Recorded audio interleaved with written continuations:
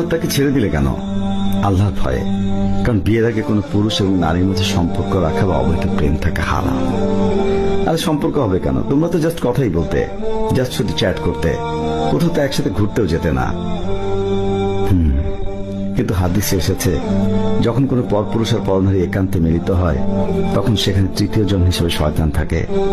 আর তাছাড়া কুরআনে সূরা বনী ইসরাঈলের 32 নম্বর আয়াতে আল্লাহ বলেন, জিনের কাছেও যেও না, ওটা অত্যন্ত খারাপ কাজ এবং খুবই জঘন্য পাপ। কিন্তু যতদূর জানি সে তো দিনদার, আর তুমিও জানা মতে সে কখনো তোমাকে খারাপ কাজে উৎসাহ দিত না, বরং তোমাকে আরো খারাপ কাজ থেকে দূরে থাকতে বলতো। হ্যাঁ, তা সত্যি, কিন্তু হারামে জড়িয়ে থাকলে কেউ দিনদার থাকে না।